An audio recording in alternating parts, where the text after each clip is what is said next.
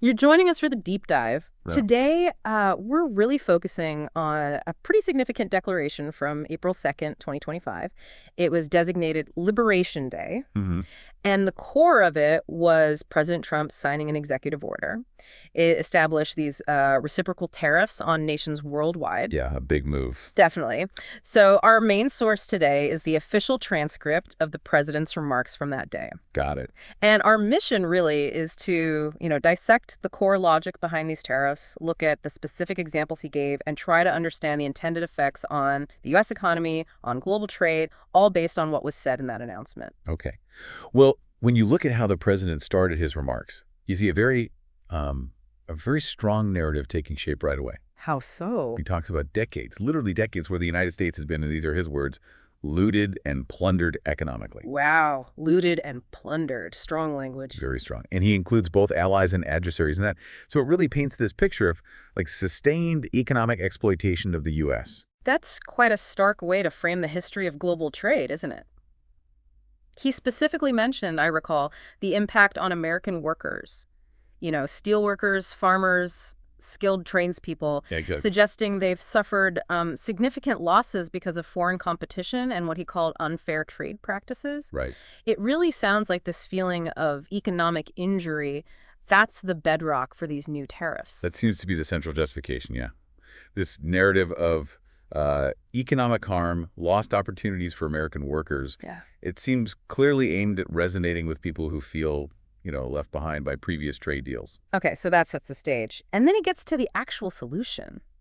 These reciprocal tariffs. The principle sounds incredibly direct. Yeah, it is. They do it to us, we do it to them. He really emphasized how simple the concept is. He even called it a declaration of economic independence. Yeah, it's a very assertive phrase, economic independence. Yeah. The basic idea is mirroring, right? If country X puts a tariff or some barrier on American goods, the U.S. will now basically put a similar barrier on their goods coming into the U.S. Mm-hmm. It suggests trying to, regain control over trade relationships, reduce reliance on deals seen as unfair. Makes sense.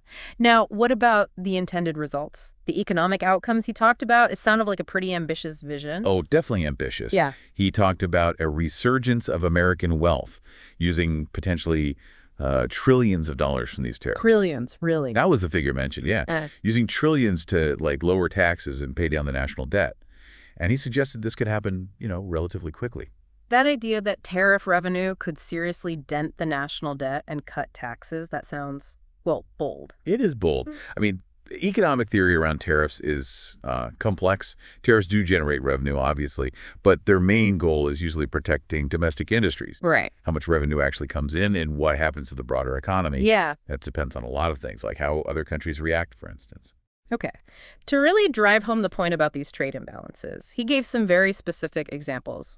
Let's start with motorcycles. Okay. He said the U.S. charges, 2.4% tariff? Yeah, that's a good point. But then Thailand charges 60%, India 70%, and Vietnam 75%. I mean, that's a massive difference. It's a huge disparity. And that really underscores his argument about, a lack of fairness. It suggests American motorcycle companies face a much higher cost trying to sell there compared to companies from those countries selling here. And it wasn't just motorcycles, was it? He also brought up cars. Right, automobiles. U.S. tariff, Yeah. 2.5%. But the European Union, he said, has over 10% plus a 20% VAT. Right, the value-added tax. And India, a whopping 70% tariff on cars. It really paints a picture of the U.S. market being way more open. Yeah, the car sector is always a big one in trade talks. And that VAT in the EU, that's a consumption tax, applied to each step, so it definitely adds cost for U.S. exporters. Yeah. And 70% in India. That's basically a wall for most foreign car makers. And then he shifted a bit, talking about what he called non-monetary barriers. He used South Korea and Japan as examples, saying something like 81% of cars in South Korea and 90% in Japan are made domestically. He contrasted that with Toyota selling tons of cars here versus GM or Ford selling almost none there. That's an important point. Yeah. Barriers aren't always just tariffs. You've got regulations, maybe consumer preferences, existing domestic supply networks. All that can limit foreign competition too. And the car markets in South Korea and Japan, historically, even with sometimes low formal tariffs, they've been really tough for outsiders to crack. Okay, another one he mentioned was dairy in Canada. Said tariffs there can hit like 250, 300% on a lot of dairy products. Wow. After some initial amount comes in at a lower rate. That sounds incredibly restrictive if you're an American dairy farmer wanting to sell up north. Tariffs that high. Yeah. Yeah, that's clearly designed to shield the Canadian dairy sector. That tiered system, a lower rate for a quota, then boom.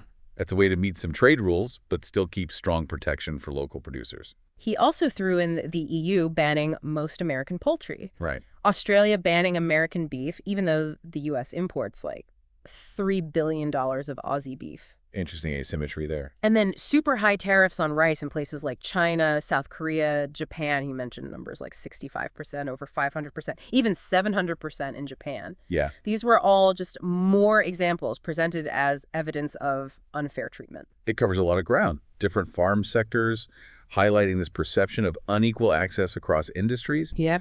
Agricultural trade, though, it's often tangled up with, domestic farm policies, safety rules, historical stuff. It's complex. This next bit was pretty interesting, the historical angle. Ah, yes. The president claimed that the period from 1789 to 1913, when the U.S. was, as he put it, a tariff-backed nation, was actually its wealthiest period ever. He even mentioned a surplus of funds, so much money they had a commission to figure out what to do with it. He contrasted that with the income tax coming in later and then the Great Depression, suggesting maybe that wouldn't have happened if they'd stuck with tariffs. Well, it's true that tariffs were a major source of government revenue back then, through the 19th and early 20th centuries. Okay. And the U.S. economy did grow a lot then.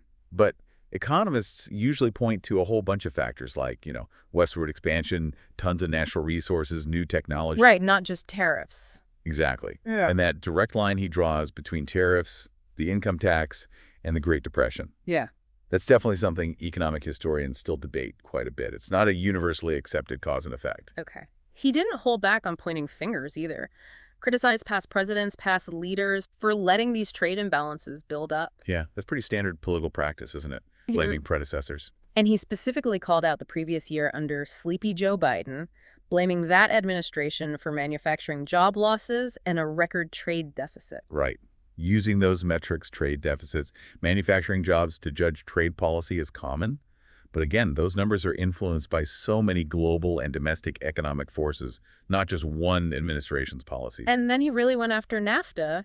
NAFTA. Called it the worst trade deal ever made, blamed it for like 90,000 factory closures, 5 million manufacturing jobs lost, contributing to a $19 trillion trade deficit over time. That's a really strong condemnation. It is. NAFTA's impact has been debated pretty much since day one. Critics always point to job losses in certain sectors, especially manufacturing. Supporters, though, they'll highlight increased trade, maybe lower prices for consumers because supply chains got integrated across borders. The net economic effect, economists are still studying and arguing about that one. Okay, then he shifted gears slightly towards national security, raising concerns about the U.S. relying on other countries for essential stuff like antibiotics, computers, phones, even ships. Right, supply chain vulnerabilities. And he specifically highlighted how American shipbuilding has declined, especially compared to China, saying one Chinese shipyard makes more ships in a year than all U.S. shipyards combined. That's a stark comparison. And yeah, the vulnerability of supply chains, especially for critical goods, that's a growing concern for a lot of countries, not just the U.S. Right. When your domestic ability to make strategically important things like chips declines, well, it raises questions about national security and economic resilience, especially if things get unstable globally. Okay, let's get into the nuts and bolts of these reciprocal tariffs. He said they'd start, like, the next day. Yeah, immediately. And for countries seen as treating the U.S. unfairly, the plan was calculate their combined tariffs plus non-monetary barriers plus other kinds of, quote, cheating. Right. Try to quantify all of it. And then the U.S. would charge roughly half of that calculated rate. He called it a discounted reciprocal tariff, or kind reciprocal, stressing it wasn't full tit for tat. That discounted part is interesting. It suggests maybe a strategic choice, perhaps to soften the initial blow, maybe encourage other countries to lower their barriers instead of just retaliating hard. Could be. It's like not quite full reciprocity, maybe leaving room to negotiate or de-escalate. A calculated move. He then showed a chart, right, with specific example. Yes, they gave a clearer picture. Like China calculated rate charge to the U.S. was 67%. So the U.S. would charge 34%. Okay, about half. European Union, 39% charge to the U.S., so the U.S. charges 20%. Vietnam was 90%, U.S. charges 36%. Still following that roughly half pattern? Yeah, and it went on Taiwan, Japan, India, Switzerland, Cambodia, all generally following that logic. Then the UK was different, 10% charge to the US. US charges 10%. Ah, so direct match for the UK. Interesting. Maybe reflecting a different assessment of that specific relationship. Or maybe their barriers were already lower. Possibly. And then South Africa, Bangladesh, Pakistan, Sri Lanka, they were back to the roughly half principle. So it gives a pretty concrete idea of how they plan to apply this across different trading partners based on their assessment of existing barriers. And he also mentioned a sort of a minimum baseline tariff of 10% applied to other countries, too. Okay, a baseline. The stated goal was helping rebuild the U.S. economy and, again, preventing cheating. Right. That 10% baseline sounds like a broader protective measure then, covering even countries that maybe don't have high barriers against the U.S. currently. It could be seen as a more general push to encourage domestic production, maybe raise some extra revenue. He also offered a very clear incentive for companies. What was that? Basically, if you want a zero tariff rate on your goods sold in the U.S., build them in America. Oh, okay. That's a very direct link. Access to the U.S. market tied directly to investing and creating jobs domestically. Make it here, sell it here tariff-free. That's the message. Pretty unambiguous. What about how he expected other countries to react to all this? Yeah, he addressed that. He anticipated foreign leaders would, call up asking for exemptions. Naturally. And his proposed response was pretty clear. Okay, you want an exemption, then you need to eliminate your tariffs, stop messing with your currency, and commit to buying American goods. So setting clear conditions, use the tariffs as leverage. Exactly. It outlines the negotiating position the U.S. planned to take. Here are the terms if you want to avoid these new tariffs. Address the practices we think are unfair. And his long-term vision here, it sounded quite grand. Very grand. Significant economic growth, a fundamentally transformed nation becoming an industrial powerhouse again. Right. He even pointed to announcements from big companies, Apple, SoftBank, Oracle, NVIDIA, TSMC from Taiwan, saying they were investing, building facilities in the U.S. And he suggested these decisions were, at least partly, because of these tariff policies. So presenting it as proof the strategy was already working, even as it was being announced? Sort of, yeah. Signaling early positive effects, bolstering the argument that these tariffs can actually attract investment and strengthen manufacturing here. Directly linking those investments to the tariffs implies a strong belief in the policy's power. He also took a moment to push back against past criticisms, didn't he? He did. Argued that predictions about negative impacts from his previous tariffs didn't come true. And he pointed to recent economic numbers, like falling core inflation and even egg prices coming down, as evidence that things were actually moving in a positive direction. Using everyday examples like egg prices. Exactly. It's a common tactic. Highlight positive data, especially stuff people notice day to day, to support your policy and counter skepticism. Got it. And then, just before wrapping up, he touched briefly on a few other things. Yeah, a quick mention of border security. Immigration, stressing the need for legal immigration for labor. Interesting point alongside the border talk. Also mentioned planned tax cuts, calling it one big, beautiful bill, but saying it wouldn't touch Social Security, Medicare, or Medicaid. Okay. And also the goal of ending the Russia-Ukraine conflict. It felt like connecting this big trade move to a broader agenda for the country. Yeah, situating it within a larger set of domestic and foreign policy goals, suggesting it's all part of a comprehensive plan to strengthen the U.S., both economically and globally. Okay, so let's try to sum this up. This deep dive into President Trump's Liberation Day announcement on April 2nd, 2025, it really reveals a major shift in U.S. trade policy. Absolutely. This move towards reciprocal tariffs, it's clearly aimed at tackling what the administration sees as decades of unfair trade practices.